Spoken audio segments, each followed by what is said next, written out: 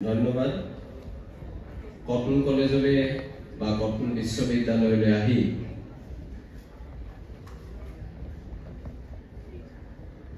আপোনালোকে পাতি লওক এওঁলোকক কথা পাতি ল'ব দিছো তোকে পাতি লওক তাৰপিছত না মাতা নাই মই কথাবোৰ পাতি ল'ব দিছো কাৰণ কথা পাতি লওঁ তাৰপিছত কম কাৰণ মই বেছি সময় লৈ কাৰো সময় যাতে অপচয় নহয় সেই কথাটোৰ প্ৰতি মই অকমান মনোযোগী আৰু তোমালোক বুলি কৈছো এইখন কলেজ হৈ থাকোতে ডক্টৰ ৰুমা তালুকদাৰ ডাঙৰীয়ানী আজিৰ উন্মোচন কৰি এটা চমু সাৰগৰ্ভ বক্তৃতাৰ জৰিয়তে গুৰুজনাৰ কথা ক'লে আৰু আমাৰ পুৰণা কেতবোৰ কথা ক'লে মই আৰম্ভণিতে ইমান এটা ভাল দিনত শুভ দিনত অসমীয়া জাতীয় জীৱনৰ জনক অসমীয়া জাতিৰ প্ৰাণ প্ৰতিষ্ঠাতা মহাপুৰুষ শ্ৰীমন্ত শংকৰদেৱৰ তিৰুভাৱ তিথিৰ দিনা কটন বিশ্ববিদ্যালয়ৰ সীতানাথ ব্ৰহ্মচৌধুৰী নৱ ছাত্ৰাবাসৰ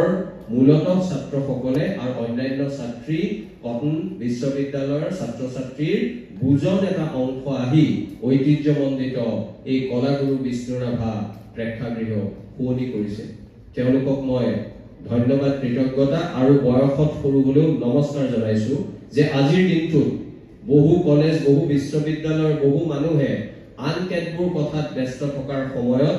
সীতানাথ ব্ৰহ্মচৌধুৰী ছাত্ৰাবাসৰ এই ল'ৰাসকলৰ বা ছাত্ৰসকলৰ এই প্ৰচেষ্টা এটা ভাল দিনত অসমৰ আটাইতকৈ পুৰণা কলেজ বৰ্তমান বিশ্ববিদ্যালয়ত তোমালোক আহি একত্ৰিত হৈছা মই ধন্যবাদ কৃতজ্ঞতা জনাইছো আৰু তোমালোকক কৈছো যে উদ্যোক্তাসকলৰ বাবে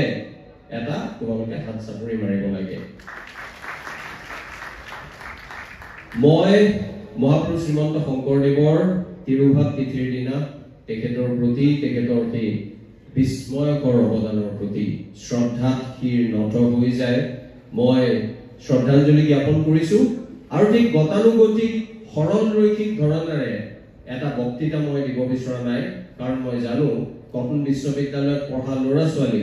লিনিয়াৰ সৰল ৰৈখিক কথাৰে সৈতে মহাপুৰুষজনৰ কথা বা অন্যান্য কথা কৈ ইমান লাভ নাই কাৰণ তেওঁলোক জ্ঞান আৰু প্ৰজ্ঞাৰ ক্ষেত্ৰত আৰু এটা অনুসন্ধিৎসাৰ ক্ষেত্ৰত কৌতূহলী মন এটা লৈ কটন বিশ্ববিদ্যালয়লৈ অহা নতুন ছাত্ৰ ছাত্ৰীৰ মনত বহুবোৰ কথা টক বগাই থাকে গতিকে আন কলেজ বিশ্ববিদ্যালয়ত হয়তো যিবোৰ কথা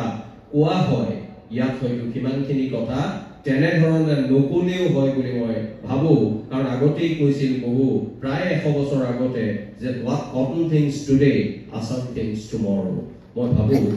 এই যিটো ঐতিহ্য এই ঐতিহ্য তোমালোকে বহন কৰি আছা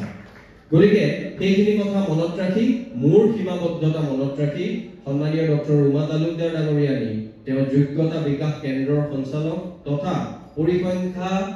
বিজ্ঞান বিভাগৰ সহযোগী অধ্যাপক আৰু এই কলেজ হৈ থাকোতেও বিশ্ববিদ্যালয় হৈ থাকোতেও মোৰ লগৰ একেলগে পঢ়া সহপাঠী বুলি মই নাই কোৱা এইখন বিশ্ববিদ্যালয়ৰ প্ৰতিটো ভাল কামত আৰু প্ৰতিটো প্ৰত্যাহ্বানপূৰ্ণ মুহূৰ্তৰ সময়ত যিগৰাকী মানুহ সদায় কলেজৰ কৰ্তৃপক্ষৰ লগত কলেজৰ হিতৰ বাবে বিশ্ববিদ্যালয়ৰ হিতৰ বাবে থিয় হৈ থাকে মেৰুদণ্ড কোণ কৰি তেৱেই হৈছে ৰুমা তালুকদাৰ আৰু তেনেগৰাকী মানুহ অধ্যাপকক তোমালোকে আজি মাতিছা উন্মোচন কৰিবলৈ তেওঁ উন্মোচন কৰিছে মই সেই কথাটোও মোক বন্ধু হিচাপে আৰু কটনৰ এগৰাকী অধ্যাপক বা তোমালোকে অধ্যাপিকা বুলিও কোৱা আজিকালি অধ্যাপক বুলি কয় আচলতে লিংগৰ কথাটো নাহে তেনেগৰাকী অধ্যাপকে উন্মোচন কৰাৰ বাবে মই ব্যক্তিগতভাৱে আনন্দিত হৈছো এতিয়া মূল কথাটোলৈ আহো মই যিখিনি কথা আজিৰ দিনটোত ক'ব বিচাৰিছো ৰুমা তালুকদাৰ ডাঙৰীয়ানীয়ে বা ৰুমাই মোৰ কামটো সহজ কৰি থৈছে কাৰণ ধৰ্মৰ গণ্ডিৰ ভিতৰত তেওঁ শংকৰদেৱক বন্দী কৰিব বিচৰা নাই সহজো কৰিছে আৰু টানো কৰিছে প্ৰত্যাহ্বানপূৰ্ণ কৰিছে কাৰণ মইনো এতিয়া কি কওঁ গতিকে তেনে এটা প্ৰেক্ষাপটত মই আকৌ কৈছো নিজৰ সীমাবদ্ধতাখিনি হৃদয়ংগম কৰি থাকো বাবেই মই এই কথাখিনি এনেকৈ ক'ব বিচাৰিছো যতীন্দ্ৰনাথ দুৱৰাই কবি যতীন্দ্ৰনাথ দুৱৰা অমৰ খয়াম এই যে আমাৰ অসমীয়ালৈ অনুবাদ কৰিছিল আৰু প্ৰথমবাৰৰ বাবে অসমীয়া এগৰাকী সাহিত্যিকে যেতিয়া সাহিত্য একাডেমী বঁটা পাইছিল বনফুলৰ কবি তেখেত আছিল যতীন্দ্ৰনাথ দুৱৰা যতীন্দ্ৰনাথ বৰুৱাই 20 শতিকাত এটা কবিতা লিখিছিল শংকৰদেৱক লৈ। সেই কবিতাটো দীঘল, মই কবিতাটো গোটেইটো পঢ়িবলৈ নাযাওঁ, কিন্তু কবিতাটোৰ মাজত এইগৰাকী মানুহৰ, এইগৰাকী ব্যক্তিৰ বিশাল যিটো অৱদান, বিস্ময়কৰ যিবোৰ বৰঙণি, সেই কথাবোৰ যেন তাৰ মাজতে প্ৰতিফলিত হয়, প্ৰতিধ্বনিত হয়। যতীন্দ্ৰনাথ বৰুৱাই কৈছিল, বোৱালা ভক্তিৰ সোঁত, বোৱালা ভক্তিৰ সোঁত, দিলা ধৰ্ম দিলা জ্ঞান, দিলা ভাষা অসমীক কৰিলা জীৱন দান,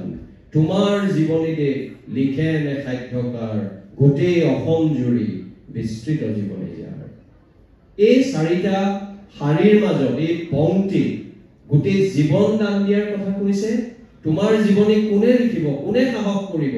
কোনে সেই মৰসাহ কৰি তোমাৰ গোটেই জীৱনী একত্ৰিত কৰিব, এই গোটেইখিনি কথাৰ মাজেৰে এই যে বিশাল এক অভ্ৰভেদী ব্যক্তিত্ব, সাগৰ সংকাশ এই ব্যক্তিত্ব, সেই ব্যক্তিত্বৰ আভাস দিছে। আৰু তোমালোকক যদি 500 বছৰ আগলৈ যোৱা, তেতিয়া পাবা মহাপুৰুষ মাধৱদেৱে গুৰু প্ৰতিমাত কি কৈছে, যে জয় গুৰু শংকৰ সৰ্বগুণা কৰ, যাক এৰি নাহিকে উপাম, তোহাৰী চৰণক ৰেণু শতকোটি, বাৰে কৰোঁ প্ৰণাম। আজি তোমালোকে যিটো ইয়াত নাম দিছা, যাক এৰি নাহিকে উপাম, এই যাক এৰি নাহিকে উপাম বুলি আজি শংকৰদেৱৰ বিষয়ে লক্ষীনন্দন বৰাই দ্বিতীয়খন উপন্যাস লিখি উলিয়াইছিল। প্ৰথমখন লিখি উলিয়াইছিল সৈয়দ আব্দুল মালিকে, ধন্য নৰতনু ভাল, আধুনিক কালত। আৰু সেই আধুনিক কালৰ বিভিন্ন প্ৰজ্ঞাবান পুৰুষে অসমীয়া জাতীয় জীৱনৰ তাতস্মৰণীয় ব্যক্তিত্ব আৰু মাধৱদেৱকটো গঢ়াৰপু বুলি কৈছিল। তেওঁ ইমান সুন্দৰভাৱে শংকৰদেৱৰ জীৱনক কবিতা, গীত, গুৰু প্ৰতিমাৰ মাজেৰে এনেকৈ চিত্ৰায়িত কৰিছে, তাৰ মাজলৈ যদি তুমি সোমাই যোৱা তেতিয়া দেখিবা যে মানুহবোৰ কিমান আধুনিক আছিল। আমাৰ মাজৰ কেতিয়াবা আমি যেতিয়া সেলফি উঠো ইনষ্টাগ্ৰাম বা ফেচবুকত দিওঁ, আমাৰ নিজকে বৰ আধুনিক যেন লাগে, যে আধুনিক প্ৰযুক্তিবিদ্যাই দিয়া বহুবোৰ দানক লৈ আমি বৰ গৰ্বিত আজি মানুহ যেন নিজকে লাগে। আমাৰ এনেকুৱা লাগে, এনেকুৱা সময়ত আমাৰ জন্ম আমি সকলো দেখিছো। কিন্তু প্ৰকৃত আধুনিকতাৰ পৰশেৰে সৈতে উজ্জীৱিত মানুহ আছিল শংকৰদেৱ আৰু মাধৱদেৱ। আৰু সেইবাবেই তেওঁলোকে সমাজত চলি থকা সেই বিভাজনকাৰী, অসূয়া, অপ্ৰীতি, ধৰ্মৰ নামত চলা নানা বিশৃংখল পৰিৱেশ নাকি সকলোকে একগোট কৰিবলৈ সক্ষম হৈছিল। আৰু আজি এই তিৰুভাৱ তিথিৰ দিনটোত মই ভাবো এইখিনি কথা কিছু ৰোমন্থন কৰাটো প্ৰয়োজন। মই উদ্যোক্তাসকলক, ঋতু আৰু অন্যান্যসকলক ধন্যবাদ জনাইছো, কিন্তু মই এইখিনি কথা কোৱাৰ আগতে এটা ব্যক্তিগত কথা হলেও কোৱাটো প্ৰয়োজনীয় বুলি ভাবিছো। মই অলপ আগতে ৰুমা তালুকদাৰৰ আগত কৈ আছিলো যে আজিৰ দিনটোত অসমৰ বিভিন্ন কাৰ্যালয় বন্ধ থাকে, আগৰ পৰা থাকে, জন্মোৎসৱতো বন্ধ থাকে, চৰকাৰে বন্ধ ঘোষণা কৰে আৰু তিথিৰ দিনাও বন্ধ থাকে। 2017 চনলৈকে এই অসমত অসমৰ বেংকবোৰ যদিও কেন্দ্ৰীয় চৰকাৰৰ প্ৰতিষ্ঠান, বেংক বন্ধ কেন্দ্ৰীয় চৰকাৰে নিদিয়ে, বেংক বন্ধ কৰে ৰাজ্য চৰকাৰে নিগোচিয়েবল ইনষ্ট্ৰুমেন্টছ এক্টৰ অধীনত যেতিয়া বন্ধ ঘোষণা কৰে তেতিয়া বেংকবোৰ বন্ধ হয়। অসমত এটা সাংঘাতিক বৈষম্য চলি আছিল। শংকৰ সংঘ আছে, সাহিত্য সভা আছে, ছাত্ৰ সন্থা আছে, জাতীয়তাবাদী যুৱ ছাত্ৰ পৰিষদ আছে, অখিল গগৈ আছে, কিন্তু এটা বৈষম্য চলি আছিল। সেই বৈষম্যটো আছিল অসমত গুৰু নানকৰ তিথিৰ দিনা বন্ধ হয় বেংক, কিন্তু শংকৰদেৱৰ, মাধৱদেৱৰ কথাটো বাদেই শংকৰদেৱৰ তিথিৰ সময়ত খোলা থাকে। গতিকে মই আজি গৌৰৱেৰে সৈতে কটন কলেজ, মই পঢ়ি যোৱা কলেজ বুলি কৈছো, ইয়াত মই বক্তা হিচাপে গৌৰৱ কৰা নাই যে 87 পৰা 89 চনলৈ তোমালোকৰ মা দেউতাৰ যেতিয়া বিয়া হোৱা নাছিল, বা বহুতে তোমালোকৰ মা দেউতাৰ যাৰ প্ৰেম বিবাহ হৈছে তেওঁলোক প্ৰেমো কৰা নাই, তেনে সময়ত আমি কটন কলেজত পঢ়ি গৈছিলো। আৰু সেই কটন কলেজৰ এজন প্ৰাক্তন ছাত্ৰ হিচাপে মই গৌৰৱ কৰি কওঁ যে তৰুণ গগৈ চৰকাৰে নকৰিলে বহু বছৰ লাগি থাকিলো, সৰ্বানন্দ সোণোৱাল মুখ্যমন্ত্ৰী থকাৰ সময়ত মই লাগি আজিৰ দিনটোত বেংক বন্ধটো ঘোষণা কৰিবলৈ চৰকাৰক বাধ্য কৰিলো। আৰু সেইটো আজিও চলি আছে। আৰু সেই কথাটো বহুতে মোক কৈছিল যে বন্ধ ঘোষণা কৰিলে কি লাভ হ'ব, মানুহে জানো উদযাপন কৰিব। মই বোলো শুনক, বন্ধৰ প্ৰতি মই সাংঘাতিক আকৰ্ষিত বা বন্ধৰ জৰিয়তে ডাঙৰ কাম কৰা বুলি মই নাভাবো কিন্তু বৈষম্য নাইকিয়া হ'ব লাগিব ডাঙৰ ডাঙৰ কথা কোৱা ডাঙৰ ডাঙৰ অৰাজনৈতিক সংগঠনে যেতিয়া সেই বৈষম্যবোৰ দেখিও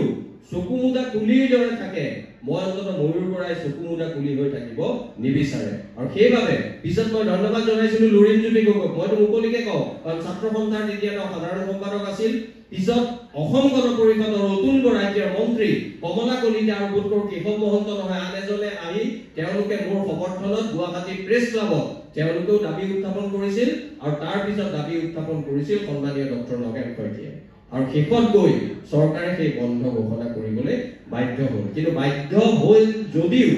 আজি যদি তেনে বন্ধৰ পিছত আমি যদি বেছিভাগ মানুহ শ্বপিং মলত ঘূৰি ফুৰো শংকৰদেৱৰ বিষয়ে 5টা বাক্য ক'ব নোৱাৰো তেতিয়াহ'লে সেই বন্ধ ঘোষণা কৰি বা শংকৰদেৱ মাধৱদেৱক প্ৰতীক হিচাপে চিন্তা কৰি হয়তো একো লাভ নহ'ব কিন্তু তাৰ মাজতে উজ্জ্বল ব্যতিক্ৰম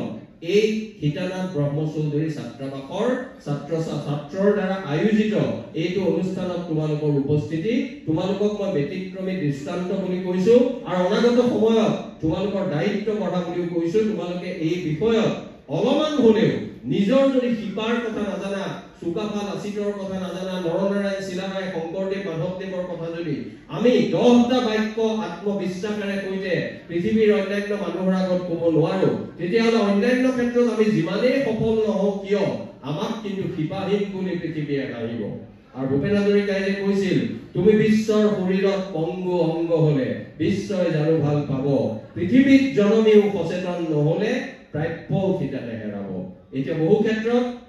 আমাৰ প্ৰাপ্য হেৰুৱাৰ পথত মই এতিয়া সেই ধৰণৰ ৰাজনৈতিক কথালৈ নাযাওঁ আজি মই ক'ব বিচাৰিছো যে কিহৰ বাবে এই মানুহগৰাকী অনন্য কিহৰ বাবে এই মানুহগৰাকী অসামান্য কিহৰ বাবে এইগৰাকী মানুহৰ সৃষ্টিকৰ্ম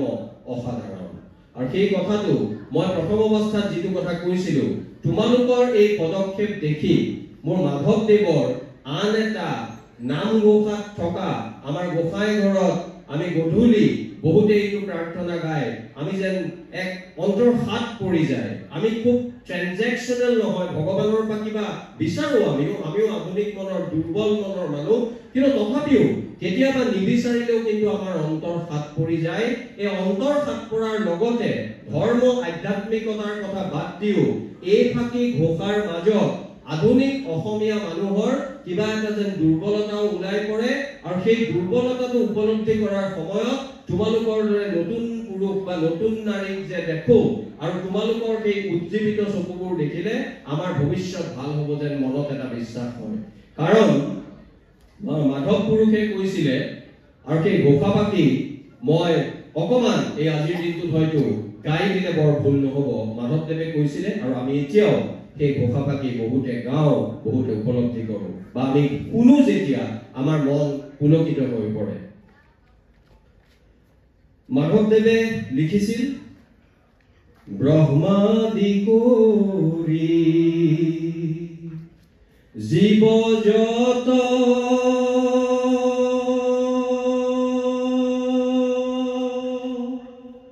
ৰাম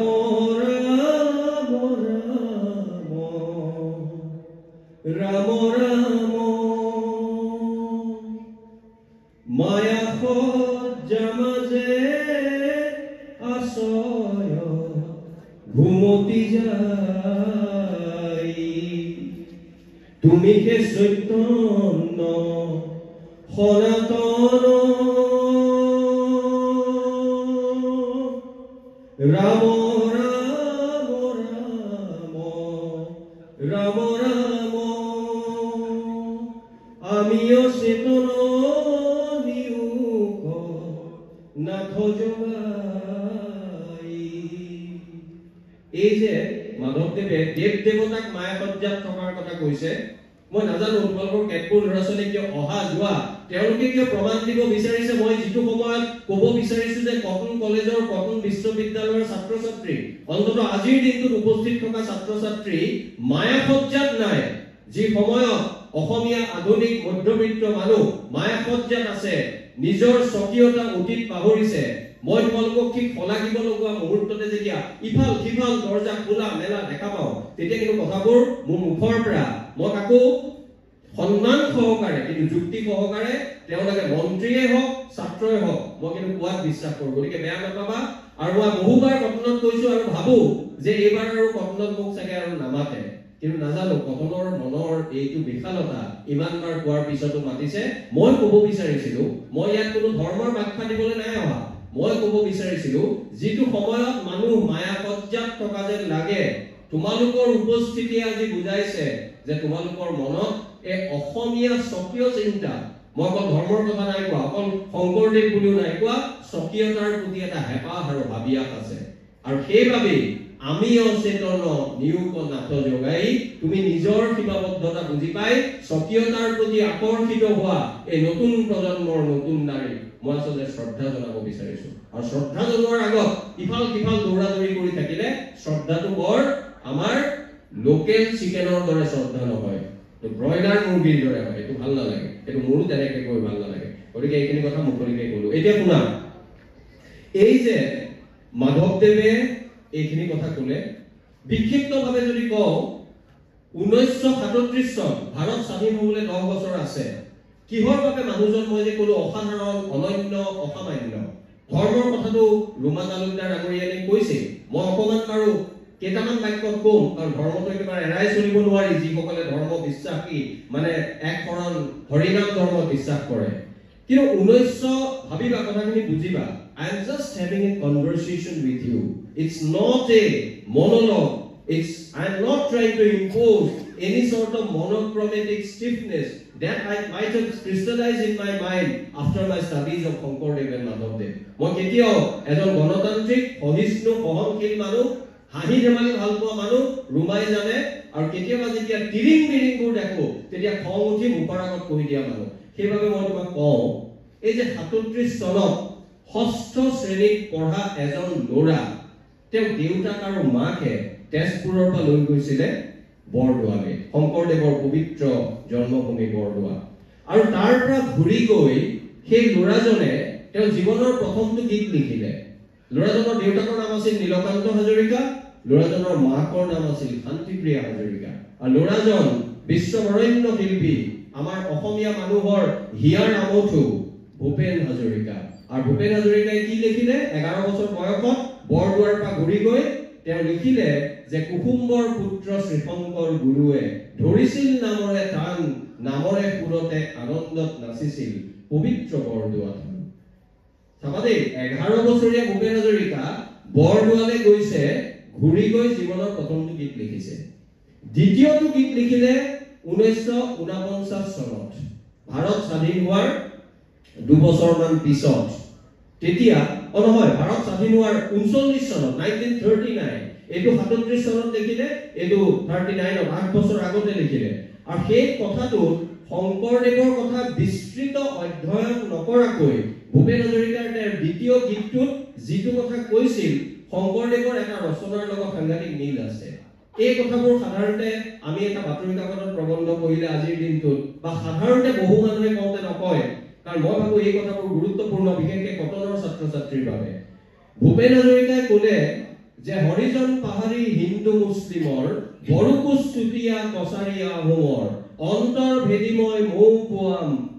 পুৱাম ভেদাভেদৰ প্ৰাচীৰ ভাঙি কি ক'লে নিজকে ক'লে যে অগ্নিযুগৰ ফিৰিঙতি মই ইমান আত্মবিশ্বাসী নিজকে কৈছে মই অগ্নিযুগৰ ফিৰিঙতি আৰু প্ৰমাণ দিলে তেওঁৰ জীৱনৰ জৰিয়তে আৰু সেইটো গীতত কৈছে হৰিজন পাহাৰী হিন্দু মুছলিমৰ এতিয়া তুমি শংকৰদেৱৰ সৃষ্টিৰ মাজলৈ যদি ভাগৱতৰ দ্বিতীয় স্কন্ধ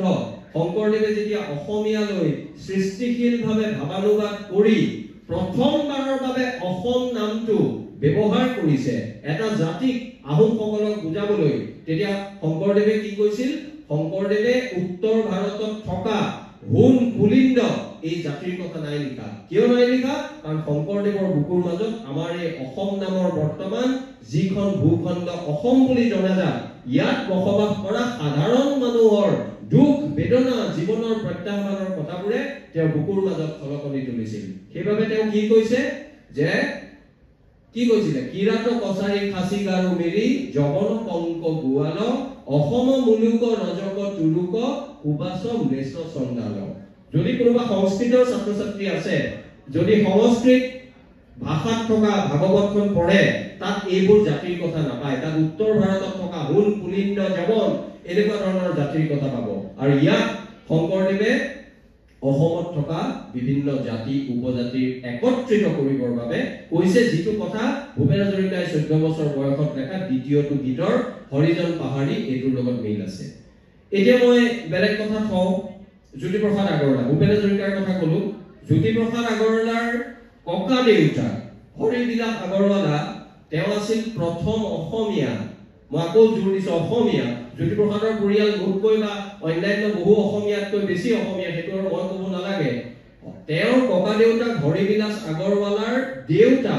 নৱৰংগলাল আগৰৱালা যেতিয়া আহিছিল এই ৰাজস্থানৰ পৰা অসমলৈ প্ৰতিগৰাকী অসমৰ লগত বিয়া বাৰু হৈ অসমৰ জীৱনৰ লগত বিলীন হৈ গৈছিল আৰু হৰিবিলাস আগৰৱালাই 1875-76 চনত প্ৰথমবাৰৰ বাবে অসমীয়া মানুহক শংকৰদেৱৰ কীৰ্তন ঘোষা আৰু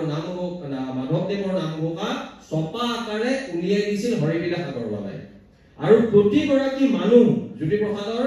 অধিকাংশ মানে 99% তেওঁলোকৰ যাৰ লগত বিয়া হৈছে সকলো আছিল এক শৰণ নাম ধৰ্ম তেনেকুৱা পৰিয়ালৰ পৰা অহা গতিকে মই এইটো কথা ক'ব বিচাৰিছো জ্যোতিপ্ৰসাদ আগৰৱালা যেতিয়ালৈ জন্ম হৈছে সেই সময়ত তেওঁলোকৰ ঘৰত অসমৰ প্ৰভাৱ গভীৰ মানে তেওঁলোকেও অসমক গভীৰভাৱে যোগাত্মকভাৱে প্ৰভাৱান্বিত কৰিছে আৰু এক শৰণ হৰিনাম ধৰ্মৰ প্ৰভাৱো গভীৰ তাৰমানে জ্যোতিপ্ৰসাদে শংকৰদেৱ মাধৱদেৱৰ কথা জানিছিল ভালকে জানিছিল শ্ৰদ্ধা কৰিছিল কিন্তু জ্যোতিপ্ৰসাদ যেতিয়া এডিনবৰালৈ যায় জ্যোতিপ্ৰসাদ যেতিয়া জাৰ্মানীলৈ ছবি নিৰ্মাণ কৰা শিকিবলৈ যায় তাৰ পৰা যেতিয়া ঘূৰি আহে তেতিয়া আমি আসল জ্যোতিপ্ৰসাদজনক দেখো যিজন জ্যোতিপ্ৰসাদৰ দৰে মই কটনৰ অন্তত বুজন সংখ্যক ছাত্ৰ ছাত্ৰী আজিৰ যুগতো কিছুমান ক্ষেত্ৰত সম্পূৰ্ণ সকলো ক্ষেত্ৰত হ'ব পাৰিলে ভাল সকলো ক্ষেত্ৰত নোৱাৰিলেও মই তেনে হোৱাটো বিচাৰো জ্যোতিপ্ৰসাদ আগৰৱালাই এডিনবৰা স্কটলেণ্ড আৰু জাৰ্মানীৰ পৰা ঘূৰি আহি তেওঁ যেতিয়া বৰদোৱালৈ গ'ল বৰদোৱালৈ যোৱাৰ পাছত মই আমনি দিছো নেকি তোমালোকক এই দুজনক সুধিছো অসুবিধা হৈছে নেকি মই নকওঁ তেতিয়ালৈ কথা ক'ব লগা থাকিলে বাহিৰত গৈ আছেকে ওলাই ক'লে ভাল নহ'লে নামাতিলে হ'ল মোক কিয় মই নাজানো এতিয়া মই কথাবোৰ আগ হেৰাই যায় মই কৈছো এডিনবৰা আৰু জাৰ্মানীৰ পৰা আহি জ্যোতিপ্ৰসাদ যেতিয়া বৰদোৱালৈ গৈ তেওঁ অসমীয়া স্থাপত্যৰ নৱৰূপ বুলি এখন ৰচনা লিখিছিল আৰু সেইখনত মই জ্যোতিপ্ৰসাদৰ সেই বিৰল সততাৰ কথা কৈছো যি সততা মই আজি বুকুত হাত থৈ ক'ব পাৰো ময়ূৰ বৰাৰো নাই আৰু অসমত বৰ্তমান থকা আন লেখক বুদ্ধিজীৱীৰো অধিকাংশৰে নাই জ্যোতিপ্ৰসাদে কি লিখিলে জ্যোতিপ্ৰসাদে লিখিলে যে মই মোৰ ঘৰত দেখিছিলো পৰিৱেশ মই দেখিছিলো আমাৰ ঘৰতো মহাপুৰুষীয়া শংকৰী বিভিন্ন কথা আছিল কিন্তু জাৰ্মানীলৈ গৈ মই গম পালো যে জাৰ্মানীৰ যিটো এক্সটেনিয়ান ষ্টাইল অফ আৰ্কিটেকচাৰ সেইটো দেখি মই ইমান বিমুগ্ধ হৈছিলো জাৰ্মানীৰ পৰা ঘূৰি যেতিয়া মই বৰদোৱালৈ আহিলো তাত যেতিয়া গুৰুজনাই তাতকে 150 বছৰ আগতে ইয়াত বৰদোৱাত যি ধৰণে স্থাপত্য ভাস্কৰ্যৰ কথাটোৰ এটা আধাৰ নিৰ্মাণ কৰি থৈ গৈছিল তেতিয়া জ্যোতিপ্ৰসাদে কি ক'লে যে মোৰ মনত থকা বিলাতী চাহাবটো এইটো ময়ূৰ বৰাই কোৱা নাই জ্যোতিপ্ৰসাদে কৈছে মোৰ মনত থকা বিলাতী চাহাবটো ভিৰাই লৰ মাৰিলে আৰু আজিৰ পৰা মই অসমীয়া হলো প্ৰকৃতাৰ্থ এইটো জ্যোতিপ্ৰসাদে ইউৰোপ ভ্ৰমণ কৰি আহি বৰদোৱালৈ গৈ ভূপেন হাজৰিকাই যেনেকৈ প্ৰথমটো গীত লিখিছিলে জ্যোতিপ্ৰসাদে তেনেকৈ অনুভৱ কৰিছিল তৃতীয় গৰাকী সৈনিক শিল্পী বিষ্ণুপ্ৰসাদ ৰাভা বিষ্ণু ৰাভাই যদিও এটা কথা অকমান তাত অস্বস্তিকৰ বা অকমান গণ্ডগোলীয়া যেন লাগে বিষ্ণু ৰাভাৰ মতে এই পৃথিৱীত তিনিজন মানুহ সৰ্বশ্ৰেষ্ঠ ভগৱান শ্ৰীকৃষ্ণ লিঅ'নাৰ্ডো দা ভিঞ্চি ইউৰোপীয় নৱজাগৰণৰ মহানায়ক আৰু মহাপুৰুষ শ্ৰীমন্ত শংকৰদেৱ এতিয়া মানে এই কথাটো অকমান গণ্ডগোলীয়া বুলি মই কৈছো মই লিখিছো এইভাবে লাগে যে দুজন ঐতিহাসিক মানুহ আৰু আনজন আমি সকলোৱে বা অধিকাংশ বা একাংশ মানুহে উপাসনা কৰা শ্ৰীকৃষ্ণ গতিকে এজন ভগৱানটো আৰু তেওঁ ঐতিহাসিক মূল্য তুমি নিৰ্ণয় কৰিব নোৱাৰা ভগৱান বিশ্বাসকলৰ বাবে ভগৱানে সৰ্বশ্ৰেষ্ঠ আৰু যি বিশ্বাস নকৰে তেওঁৰ বাবে হয়তো ইমান মান্যতা বা গুৰুত্ব নাই একাকাৰ কৰিলে কিন্তু একাকাৰ কৰাৰ বাহিৰেও তেওঁ লিওনাৰ্ডো দা ভিঞ্চি আৰু শংকৰদেৱৰ কথা ক'লে আজিৰ দিনত ক'ত লিওনাৰ্ডো দা ভিঞ্চি আৰু ক'ত শংকৰদেৱক আমি এই যে ধৰ্মৰ কাৰাগাৰত বা বেহুৰ মাজত ৰুমা তালুকদাৰ ডাঙৰীয়াই যিটো কথা কৈছিল আমি আবদ্ধ কৰি ৰাখিছো আৰু আবদ্ধ কৰি ৰাখি আমি তেওঁৰ মাজত থকা এই বহুমুখী প্ৰতিভাৰ যিটো কিৰণ বা তীৰবিৰণী সেইখিনি আমি আজি বেলেগক দিব পৰা নাই আৰু সেইবাবে বিষ্ণু ৰাভাই যাক পশ্চিম অসমৰ এখন সত্ৰনে নামঘৰত তেওঁ যেহেতু বড়ো জনগোষ্ঠীৰ আছিল তেওঁৰ উপাধিটো ৰাভা বড়ো জনগোষ্ঠী কিন্তু তেওঁ মহান এজন বিশাল মনৰ অসমীয়া প্ৰকৃত অসমীয়া সেই বিষ্ণু ৰাভাক যেতিয়া এটা নামঘৰ নে সত্ৰত সোমাবলৈ দিয়া নাছিল বিষ্ণু ৰাভাই জীৱনত প্ৰত্যাহ্বান হিচাপে লৈ শংকৰদেৱৰ প্ৰথমখন চিত্ৰ আঁকিবলৈ সাহস কৰিছিল আজিৰ ল'ৰা ছোৱালীয়ে কোনোবাই কাৰোবাক প্ৰপ'জেল দিলে নামানিলে তাতে তেওঁ দুখ কৰি এমাহ মদ খায় মই কটনৰ বুলি কোৱা নাই বিভিন্ন ক্ষেত্ৰত দেখিবলৈ পাওঁ জীৱনত 10টা লাইক কম পালে তেওঁৰ এদিনৰ কাৰণে একেবাৰে হতাশেই হৈ গ'ল বিষ্ণু ৰাভাক চোৱা ইমান এটা ডাঙৰ প্ৰত্যাহ্বান মানুহ হিচাপে যে সকলো মানুহ সমান নহয় তেওঁৰ মনত সেইটো কথা সমাজখনে কৈছে কিন্তু সেই সমাজৰ কথা প্ৰত্যাহ্বান হিচাপে লৈ গুৰুজনাৰ প্ৰথমখন ছবি আঁকিছে সৈনিক শিল্পী বিষ্ণুপ্ৰসাদ ৰাভাই আমি আজি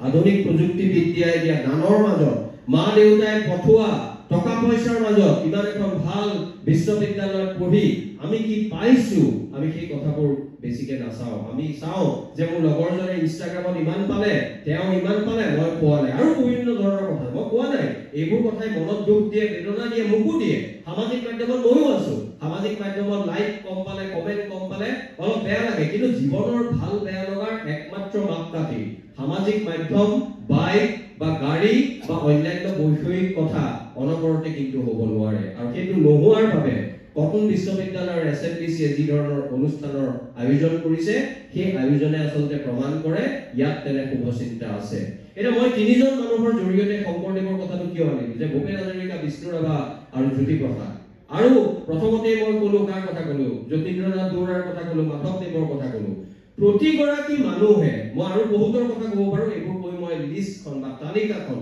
দীঘলীয়া নকৰো কাৰণ এইখন তালিকা অতি দীঘলীয়া আৰু এই মই যিখন ৩-৪ গৰাকী মানুহৰ কথা ক'লো এই কথাটো প্ৰতিয়নযোগ্যভাৱে প্ৰমাণ হয় যে অসমৰ সৰ্বতোকালৰ অন্যতম সৰ্বশ্ৰেষ্ঠ অসমীয়া আছিল মহাপুৰুষ শ্ৰীমন্ত শংকৰদেৱ আৰু আজি তেৰাৰ সকলো দিশৰ পৰা সাহিত্য ধৰ্ম ভাষা ভাস্কৰ্য স্থাপত্য গীত নাট্য নাটকৰ জৰিয়তে মানুহৰ বুকুৰ মাজতে সোমোৱা সাকু নিৰ্মাণ কৰা চিহ্নযাত্ৰা ভাওনা সমাজৰ একাংশ মানুহক আগতে ভবা হৈছিল যে সমাজত ভূপেন হাজৰিকাই কোৱা ধৰ্ম ব্যৱসায়ীয়ে এই যে মানে যিসকল উপাসক বা প্ৰাৰ্থনা কৰে আৰু যিগৰক উপাসনা কৰে আমি মাজত এডাল সাকু নিৰ্মাণ কৰিম আৰু এই সাকুডালৰ একচেটিয়া কৰ্তৃত্ব আমাৰ হাতত ৰাখিম ভূপেন হাজৰিকাই তেওঁলোকক ধৰ্ম ব্যৱসায়ী বুলি কৈছে শংকৰদেৱৰ এই সৰল গণতান্ত্ৰিক মানৱতাবাদী এই যিটো ভক্তি আন্দোলনৰ বৈশিষ্ট্য আছিল সেই বৈশিষ্ট্যৰ যিটো অসমত যিটো ৰূপত প্ৰতিফলিত হৈছিল সেই প্ৰতিফলন ঘটা ৰূপটোৱে অসমত এক সাংঘাতিক ধৰণৰ বৈপ্লৱিক এক ধৰণৰ যুগাত্মক বিপ্লৱৰ সূচনা কৰিলে আৰু তাৰ বাবে সেইবাবে বিনোৱা-ভাৱে যে কৈছিলে বিনোৱা-ভাৱে এটা কথা আমি বাৰে বাৰে ৰিপিট কৰো পুনৰাবৃত্তি কৰো বিনোৱা-ভাৱে কৈছিল পৃথিৱীৰ প্ৰায় সকলো ধৰ্মগ্ৰন্থ মই পঢ়িছো কিন্তু মাধৱদেৱৰ নাম ঘোষাৰ দৰে সৰ্বোত্তম ধৰ্মগ্ৰন্থ আমি পঢ়া নাই অসমীয়া মানুহে কেতিয়াবা এই কথাবোৰ যান্ত্ৰিকভাৱে আওৰায় কিন্তু বিনোৱা-ভাৱে আৰু এটা কথা কৈছিল যে যেতিয়ালৈকে অসমৰ মানুহে শংকৰদেৱ মাধৱদেৱৰ কথা মনত ৰাখিব আৰু তেওঁলোকৰ জীৱনৰ পৰা কিছু কথা হলেও শিকি নিজৰ জীৱনত প্ৰয়োগ কৰিবলৈ চাব অসমীয়া মানুহক বাহিৰৰ শত্ৰুৱে কেতিয়াও ক্ষতি কৰিব নোৱাৰে আৰু যেতিয়াই অসমৰ মানুহে শংকৰদেৱ মাধৱদেৱক পাহৰিব বিনোৱা-ভাৱে 50-60 বছৰ আগতে কৈছে তেন্তে বাহিৰৰ কোনো শক্তি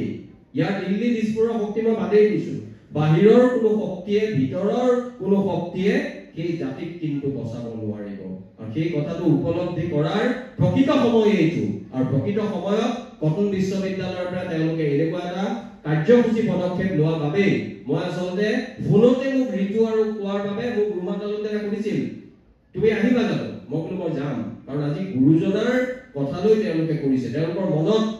গোটেই কিজনৰ নহলেও 90% মাজত এটা সদ্ভাৱ আছে, যোগাত্মক ভাৱ আছে। আৰু সেইবাবে মই আহিছো, আৰু সেইবাবে এনেকুৱা ধৰণৰ অনুষ্ঠানত গুৰুজনৰ নামক কৰা কিছু পৰিমাণে এটা ন্যূনতম মাত্ৰাৰ শৃংখলা মই বিচাৰো। আৰু সেই বিচৰাটো মোৰ অধিকাৰ বুলি ভাবো, কাৰণ তোমালোকে যেনেকৈ অসমক ভাল পোৱা আমিও তেনেকৈ ভাল পাওঁ। আৰু এনেকৈ ভাল পাই কিছুমান কথা মুকলিকে ক'ব পাৰিলেহে মই ভাবো অসমৰ উত্তৰণ সম্ভৱ হ'ব। তিনিটামান দিশৰ কথা মই কওঁ, ধৰ্মৰ কথা মই ক'বলৈ নাযাওঁ। ধৰ্মৰ কথা নকলেও মই এটা বা দুটা বাক্যত শংকৰদেৱৰ এই এক শৰণ নাম ধৰ্ম, বহুতে বেলেগ বেলেগ কয়, বৈষ্ণৱ ধৰ্ম, নৱ বৈষ্ণৱ ধৰ্ম, মহাপুৰুষীয়া ধৰ্ম, and these terms are used synonymously. কিন্তু মাধৱদেৱে কৈ থৈ গৈছে এক শৰণ নাম ধৰ্ম। এক শৰণ নাম ধৰ্মৰ বৈশিষ্ট্যটো কি? ভাৰতৰ ভক্তি আন্দোলন বিভিন্ন সন্ত পুৰুষে ভাৰতৰ বিভিন্ন ঠাইত চলাইছিল, শংকৰদেৱৰ আগতো চলাইছিল, পাছতো চলাইছিল। কিহৰ বাবে একক আৰু অনন্য? এই কথাটো আছিল বেদান্ত, উপনিষদ, বেদান্তৰ ব্ৰহ্ম, গীতাৰ শ্ৰীকৃষ্ণৰ মাজেদি আৰু ভাগৱতৰ ভগতিৰ জৰিয়তে নাহি ভগতিত জাতীয় জাতি বিচাৰ বুলি কৈ আধ্যাত্মিক সমদৰ্শী চিন্তাৰ ভেটি বা আধাৰ নিৰ্মাণ কৰিছিল শংকৰদেৱে। কেনেকৈ কৰিছিল? সংকীৰ্ণ চিন্তা, সাম্প্ৰদায়িক চিন্তা তাৰ ঊৰ্ধ্বলৈ গৈ অকল তেওঁ নিজে ঊৰ্ধ্বলৈ যোৱা নহয়, সমগ্ৰ অসমীয়া আপামৰ যিসকল সৰ্বসাধাৰণ খাটি খোৱা নদাই ভদাই বুলি কোৱা মানুহ, তেওঁলোকক জীৱনৰ এক অভূতপূৰ্ব আগতে নেদেখা উচ্চতালৈ লৈ যাবলৈ তেওঁ সক্ষম হৈছিল। আৰু কেনেকৈ হৈছিল? প্ৰথম যেতিয়া তেওঁ চিহ্ন যাত্ৰা ভাওনা কৰে, সেই সময়ত সকলো জাতিৰ মানুহক তেওঁলোকৰ জাতিলৈ নহয়, তেওঁলোকৰ যিটো দিশত পাৰদৰ্শিতা আছে, গুণ আছে, তেওঁলোকক এই মঞ্চখন দিছিল। আৰু এইখন মঞ্চত সকলোৱে আহি নিজৰ গুণৰ সেই প্ৰদৰ্শন কৰি তেওঁলোকৰ মাজত থকা আত্মবিশ্বাস, তেওঁলোকৰ যে মানুহৰ মাজত যে বিভাজন জাত কোনে আনিব নোৱাৰে, সেই কথাটো চিহ্ন যাত্ৰাৰ জৰিয়তে গুৰুজনাই প্ৰথমবাৰৰ বাবে 500 বছৰ আগত অসমত সেইটো আৰম্ভ কৰিছিল। কিমান ডাঙৰ কথা! আমি আজি দেখো মানুহৰ মাজত বিভাজন কৰিবলৈ এচাম শক্তিশালী মানুহ লাগি আছে, কিন্তু সেই সময়তে শক্তিশালী মানুহক শক্তিহীন কৰি সাধাৰণ মানুহক একত্ৰিত কৰি শংকৰদেৱে এটা যোগাত্মক আন্দোলন আৰম্ভ কৰিছিল। আৰু সেইবাবে এইগৰাকী ব্যক্তি বিস্ময়কৰ প্ৰতিভাৰ এগৰাকী ব্যক্তি। এতিয়া ধৰ্মৰ কথা মই আৰু বেছি ব্যাখ্যা কৰিবলৈ নাযাওঁ। তিনিটা দিশৰ কথা মই কৈছো। আজি এনভাইৰনমেন্টৰ কথা, পাৰিপাৰ্শ্বিকতাৰ কথা, জলবায়ুৰ কথা। তোমালোকে হয়তো দেখিছা, তোমালোকৰ ভণ্টি বা তোমালোক সৰু থাকোতে স্কুলত কোনোবা যোৰহাট, কোনোবা নলবাৰী, কোনোবা গুৱাহাটীৰ পৰা আহিছা, তোমালোকৰ স্কুলত প্ৰজেক্ট দিছিল। আৰু এনভাইৰনমেন্টৰ প্ৰজেক্ট দিওঁতে তোমালোকৰ মা দেউতা বা তোমালোকে নিজে গৈ পেলাই এল গোৰৰ ছবি আনিছা, গ্ৰেটা থুনবাৰ্গৰ ছবি আনিছা। কাৰণ গ্ৰেটা থুনবাৰ্গে বিশ্বৰ ডাঙৰ ডাঙৰ নেতাক কেনেকৈ ৰঙা চকু দেখুৱাইছিল, সেইবোৰ মই বহু এনভাইৰনমেন্টৰ প্ৰজেক্টত দেখিবলৈ পাওঁ। এল গোৰ আমেৰিকাৰ উপৰাষ্ট্ৰপতি বিল ক্লিন্টনৰ সময়ত সেই এল গোৰক কৈছিল he is an environmental extremist, উগ্ৰপন্থী বুলি কৈছিল। তেওঁৰ কথাও অসমীয়া ছাত্ৰ ছাত্ৰীয়ে তেওঁলোকৰ এনভাইৰনমেন্টৰ প্ৰজেক্ট কৰোঁতে কৰে। কিন্তু অসমৰ শংকৰদেৱে 500 বছৰ আগতে কিমান তাতকৈ বৈপ্লৱিক কথা কৈছে যে এক বৃক্ষ 10 পুত্ৰ হ'ব। পুৰুষ প্ৰধান সমাজ, আজিৰ ঘৰলৈ এখন পুৰুষ প্ৰধান সমাজ কমিছে যদিও চোখ সম্পূৰ্ণভাৱে নাইকিয়া হোৱা নাই। এইটো লাজৰ কথা মানৱ জাতিৰ বাবে। যিটো হাৰত কমিব লাগিছিল, আমি পেট্ৰিয়াৰ্কি তেনেকৈ আঁতৰাব পৰা নাই। তোমালোকে ভাবা 500 বছৰ আগতে সেইখন সমাজ কিমান বেছি পুৰুষ প্ৰধান আছিল। সেইখন সমাজত কৈছে এজোপা গছ 10টা ল'ৰাৰ সমান। যেতিয়া গছ কাটে নহয়, যেতিয়া কটনৰ ছাত্ৰই প্ৰতিবাদ কৰিবলৈ যায়, তেতিয়া মোৰ মনত পৰে যে কটনৰ ছাত্ৰই জানে নে নাজানে মই নাজানো, কিন্তু কটনৰ ছাত্ৰই উপলব্ধি কৰে যে গছ কটাটো বেয়া কথা। উন্নয়নৰ নামত কেতিয়াবা এডাল দুডাল গছ হয়তো কাটিব লগা হ'ব, আৰু উন্নয়নটো একেবাৰে আমি স্থবিৰ কৰিব নোৱাৰো। কিন্তু আমি বাধাহীনভাৱে প্ৰকৃতিক ধ্বংস কৰাৰ সময়ত শংকৰদেৱৰ কথা, অন্যান্য সকল মানুহৰ কথা মনত ৰাখিব লাগে। পৃথিৱীখন আমি উত্তৰাধিকাৰী সূত্ৰে আমাৰ পূৰ্বপুৰুষৰ পৰা পোৱা নাই। মোৰ পৃথিৱীখন তোমালোকৰ পৰা ধাৰ কৰা, আৰু তোমালোকৰ পৃথিৱীখন তোমালোকৰ পাছৰ প্ৰজন্মৰ পৰা ধাৰ কৰি অনা পৃথিৱী। গতিকে ধাৰ কৰি অনা বস্তু ভালকে ৰাখিব লাগে। সেইটোৱে মই ভাবো ৰজাঘৰ প্ৰজাঘৰ। আমি নিজেও পলিথিনটো গাড়ীৰ পৰা পেলোৱাৰ সময়ত আমিও ভাবিব লাগে, দিছপুৰীয়াও ভাবিব লাগে, দিল্লীত থকা শাসক বা পৃথিৱীৰ যি ঠাইতে নাথাকক সকলোৱে শিকাটো দৰকাৰী বুলি মই ভাবো। নহ'লে প্ৰতীকী অৰ্থত আমি কামবোৰ কৰোঁ, সেইবোৰ কামৰ অন্যান্য কথাত আমি দেখা নাপাওঁ। তৃতীয় কথাটো এনভাইৰনমেণ্টত মই এৰিলোঁ। নাৰীৰ ক্ষেত্ৰত আজি ইমানবোৰ কটনৰ ছাত্ৰী আহিছে। মোৰ প্ৰথম আহি মই ৰুমা তালুকদাৰক কৈছোঁ, বেয়াও লাগে, পুৰুষ প্ৰধান সমাজৰ মই মুকলি এটা স্বীকৃতি বা মুকলি স্বীকাৰোক্তি দিওঁ, এইটো মোৰ সৎসাহস আছে। আজি মহিলা, ময়ূৰ পৰা মহিলা হোৱা যে ময়ূৰ পৰা কিন্তু আজি চাদৰ মেখেলা পিন্ধি আহিলে, একদম মুকলিকে কৈছোঁ। কিন্তু ময়ূৰ পৰা পুৰুষ চুৰিয়া পাঞ্জাবী নাই পিন্ধা। মই এখন গামোচা লৈ আহিছিলোঁ, ঋতুক কাবাক কৈছিলোঁ, গামোচাখন মই প্ৰথম আহি দেখিছোঁ যে প্ৰথম ভাল লাগিছে, ইমান শৃংখলিত হৈ আছে, অধিকাংশই গামোচা লৈ আছে। মই ক'লো মই গাড়ীৰ পৰা গামোচাখন লৈ আহিলোঁ, গাড়ীলৈ গ'লো, গামোচাখন ল'লো, গামোচাখন ইমান দীঘল। মই বোলো এনেই মই চাপৰ মানুহ, এনেই মোক ইমান মানুহে সামাজিক মাধ্যমত ট্ৰল কৰি থাকে, আজি আৰু দীঘল গামোচা লৈ নাযাওঁ। মই জানো যে কটনৰ ছাত্ৰ ছাত্ৰীয়ে এখন গামোচাটো মোক দিবই আৰু জোখৰ গামোচা দিব। কটনৰ ছাত্ৰ ছাত্ৰীয়ে জানে যে ময়ূৰ বৰাৰ জ্ঞান প্ৰজ্ঞা অভিজ্ঞতাত যেনেকৈ চুটি চাপৰ, গামোচাখনো তেনেকুৱা চাপৰ হ'লেই ভাল। কিন্তু তেনে এখন চাপৰ গামোচা মোৰ লগত ৰজি দেখাই পৰিল। মই সেইকাৰণে তোমালোকক নমস্কাৰ জনাইছোঁ। আৰু এই পুৰুষ প্ৰধান সমাজৰ এইখিনি কথাও মই মুকলিকৈ কৈছোঁ যে মই কিন্তু আজি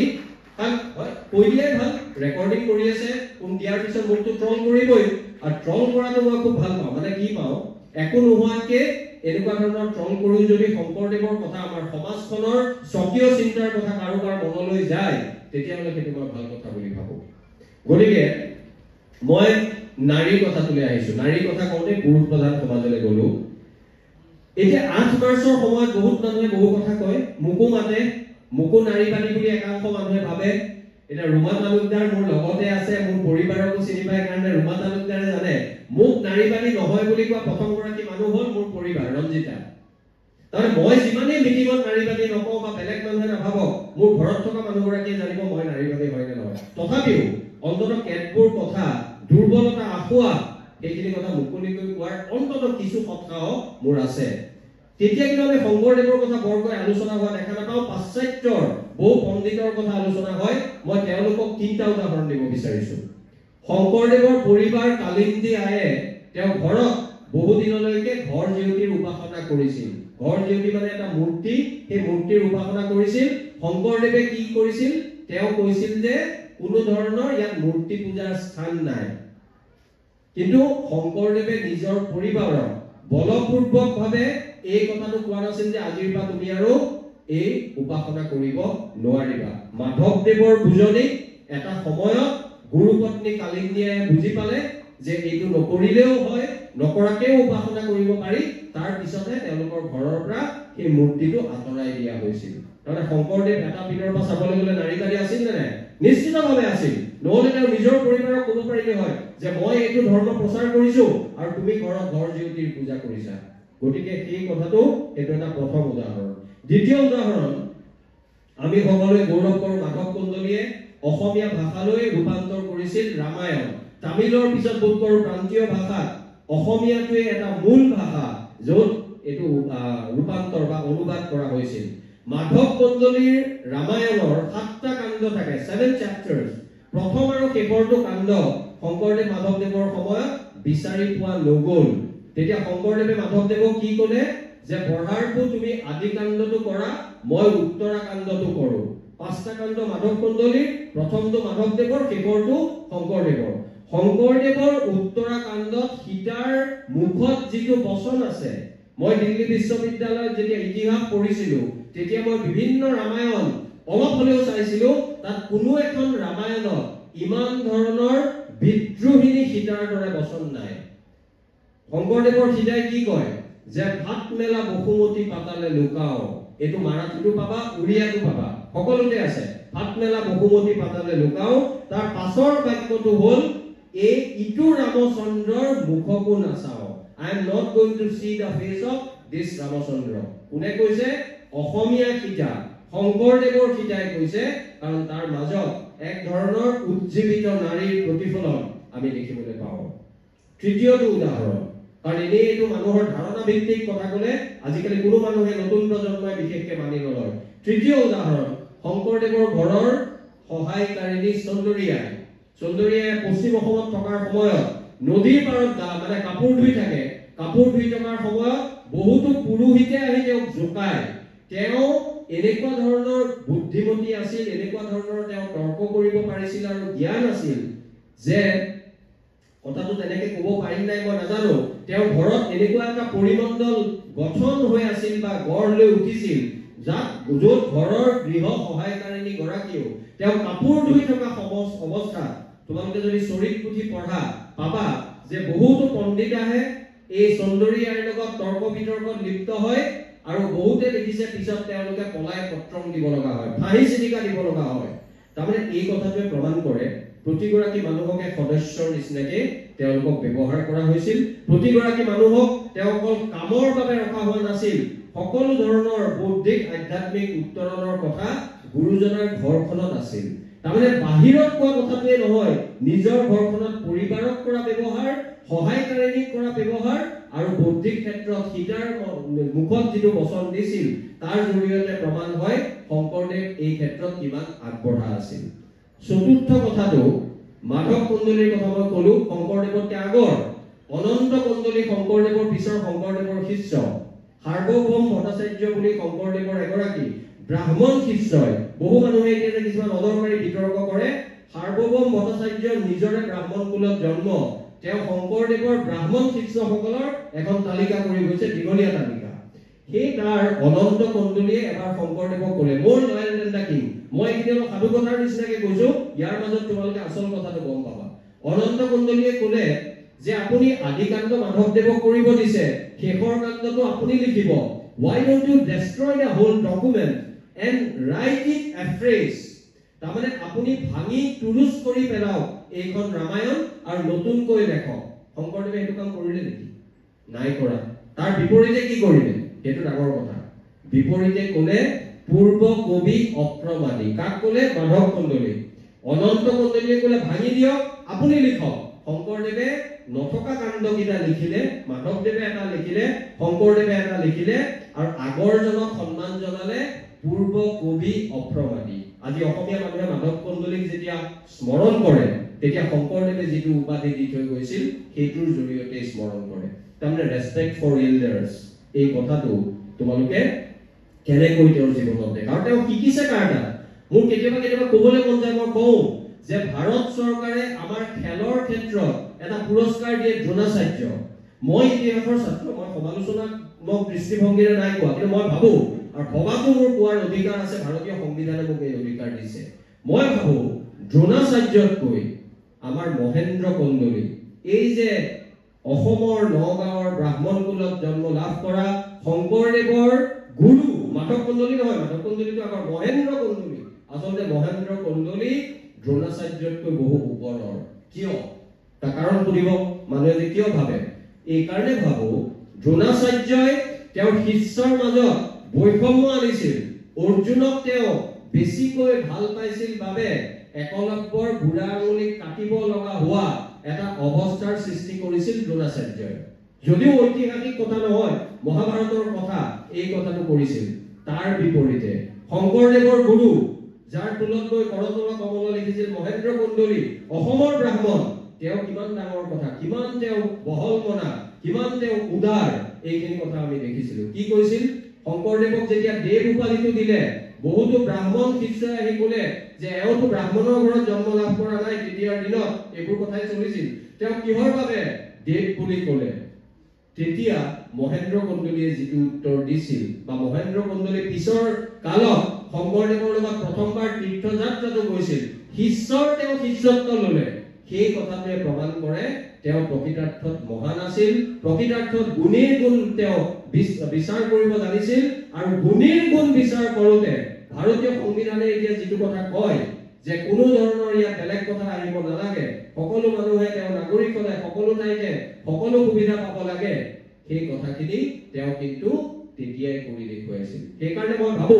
মোক যদি সোধা শংকৰদেৱৰ গুৰু মহেন্দ্ৰ কন্দলী, দ্ৰোণাচাৰ্য বোলা ঐতিহাসিক যিটো মহাকাব্যৰ চৰিত্ৰ সন্মান কৰোঁ, বহুত ভাল শিকিব লগা আছে, কিন্তু মহেন্দ্ৰ কন্দলীতকে মই ওপৰৰ খাপৰ বুলি মই নাভাবো। এই শংকৰদেৱ মাধৱদেৱৰ জীৱনৰ মাজত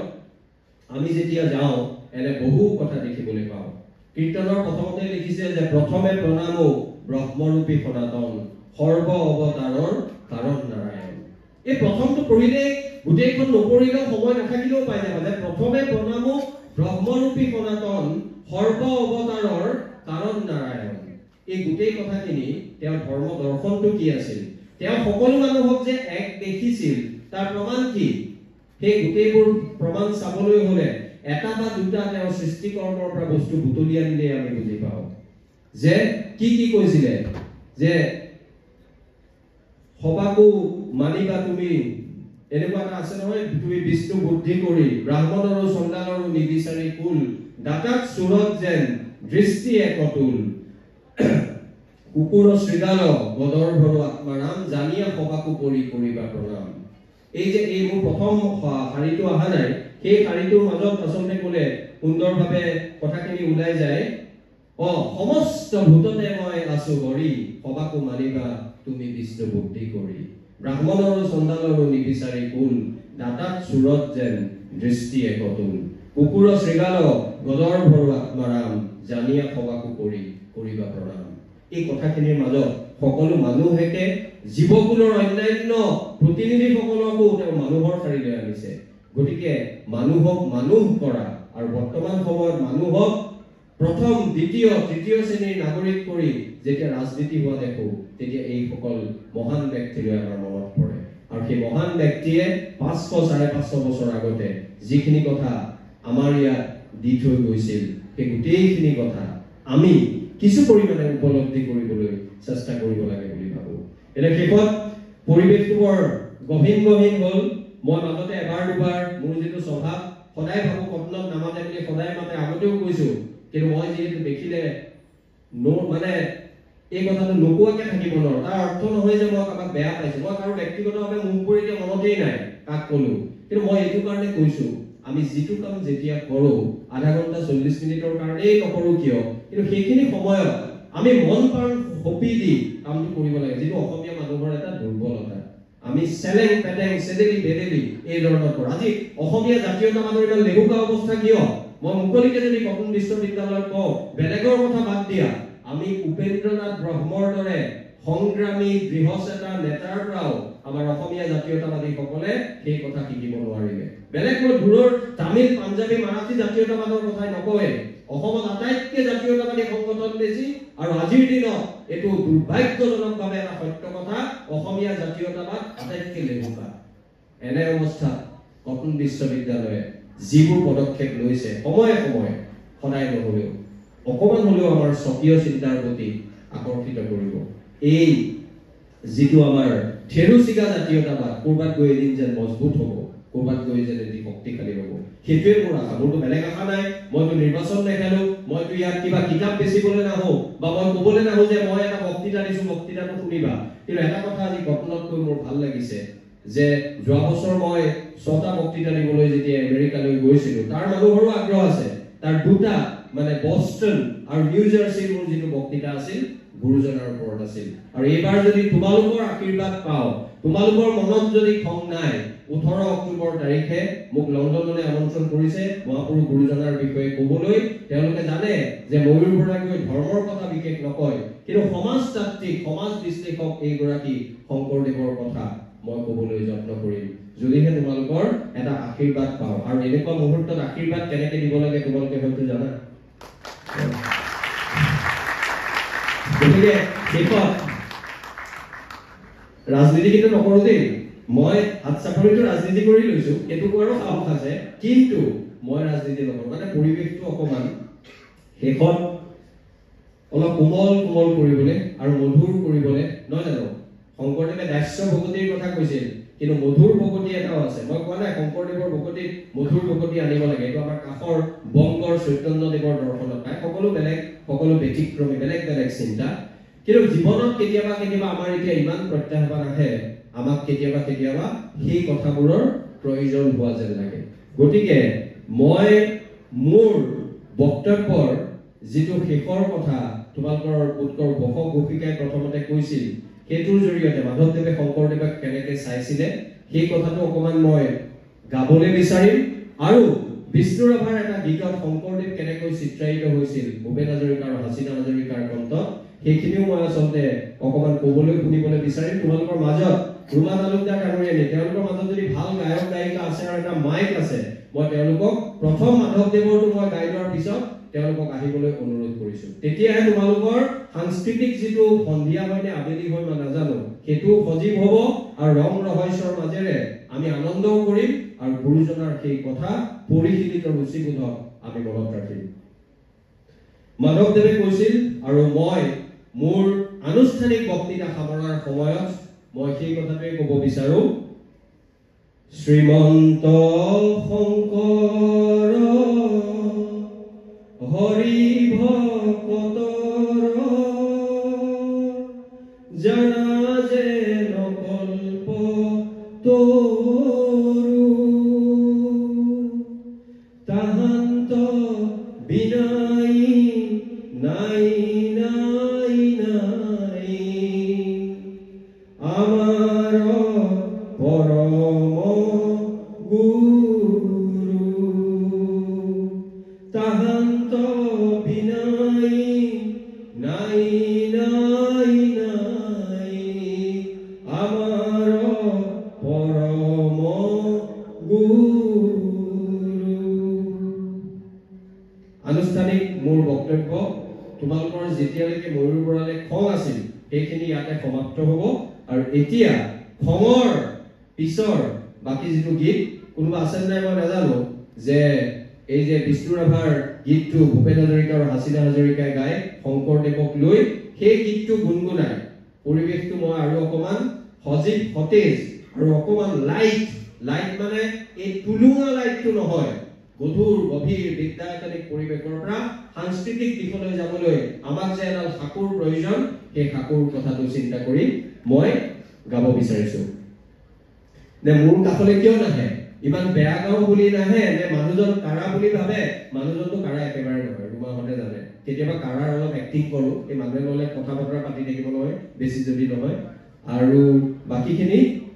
কি কৰো আদেশ তোমালোকৰ কোনোবা আহিবনে নেকি নে তাৰ পৰাই গাবা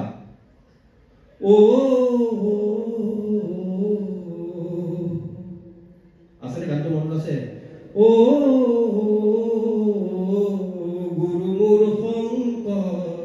তৰিবৰে কিনো উপায়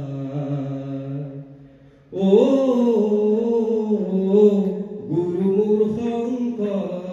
তৰিবৰে কিনো উপায়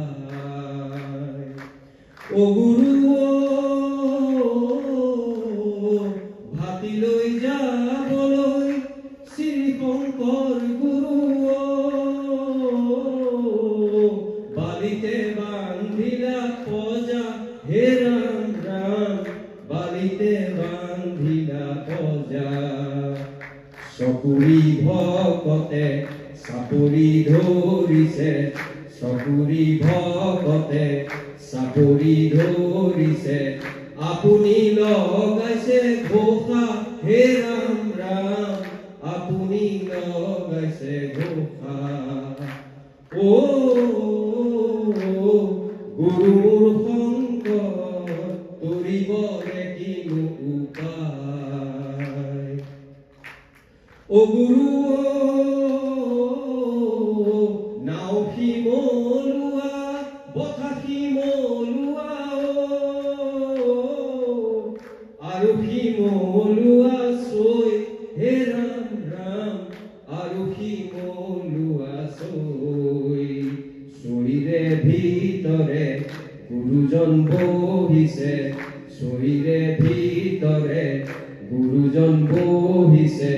চকুৰি ভকতক লৈ হে ৰাম ৰাম চকুৰি ভকতক লৈ গুৰু সেই নাওখনিতে শিলে ভৰা দিলা সেই নাওখনিতে শিলে ভৰা দিলা নাও বুৰু বুৰু কৰে হে ৰাম ৰাম নাও বুৰু বুৰু কৰে নাও বুৰা দেখি শ্ৰী শংকৰ গুৰু আপুনি কান্ধ পাতি ধৰে গুৰু আপুনি কান্ধ পাতি ধৰে শেষৰ পংক্তিটো গাই মোৰ যিটো গান গোৱাৰ মোৰ তাল মান লয় এইবোৰ একো নাই তথাপি এটা মনত হেঁপাহ আছে আৰু তোমালোকে হাত চাপৰি দিছা ভালেই হৈছে বহু মানুহে নাই দিয়া কাৰণ তাত গীতটোত কৈছে চকুৰি ভকতে চাপৰি ধৰিছে ইয়াত আৰু মই চকুৰি আশা কৰিলে নহ'ব মইতো শংকৰদেৱৰ বিন্দু বিন্দু বিন্দু 0.001% নহয় কিন্তু শংকৰদেৱৰ দেশৰ বুলি মই গৰ্ব কৰোঁ সেইদিনা তোমালোকৰ উপাচাৰ্য ৰোমা তালুকদাৰ পঞ্জীয়ক সকলো আহোঁতে আমাৰ গ্ৰীণ কোৰ্টিয়াৰ্ড বুলি আমাৰ বেটছটোৱে সেউজ প্ৰাংগণ মই উপাচাৰ্যৰ আগত কৈছিলোঁ কটনৰ ল'ৰা ছোৱালীয়ে পঢ়িব কটনৰ ল'ৰা ছোৱালীয়ে ভাল কাম কৰিব কটনৰ ল'ৰা ছোৱালীয়ে সামাজিক মাধ্যমো চাব তাৰ মাজত যদি অকমান সময় পায় আমাৰ সেউজ প্ৰাংগণলৈ যাব আৰু সেউজীয়া প্ৰেম কৰিব গতিকে সেইখিনি সময়ত মই এই গীতটোৰ শেষৰ পংক্তিটো কৈছিলোঁ আৰু সেই পংক্তিটোত বিৰিকৰ কথা আছে চৰাইৰ কথা আছে গানটো বেয়া হ'ব পাৰে কিন্তু গানটো গোৱা বেয়া হ'ব পাৰে গানটো বেয়া নহয় কিন্তু তাত থকা মৰ্মাৰ্থটো গুৰুত্বপূৰ্ণ শেষৰ পংক্তিটোত কয় মাজ সাগৰতে একেডাল বিৰিক মাজ সাগৰতে একেডাল বিৰিক তাতে নানান পক্ষীৰ ছায়া হে ৰাম ৰাম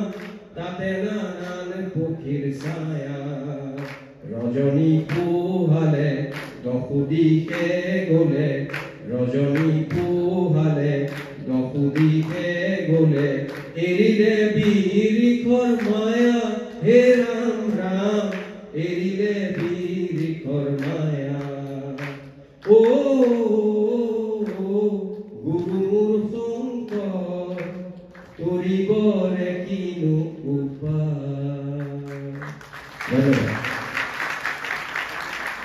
ধন্যবাদ আৰু মাৰ্জনা বিচাৰিছো পুনৰ যে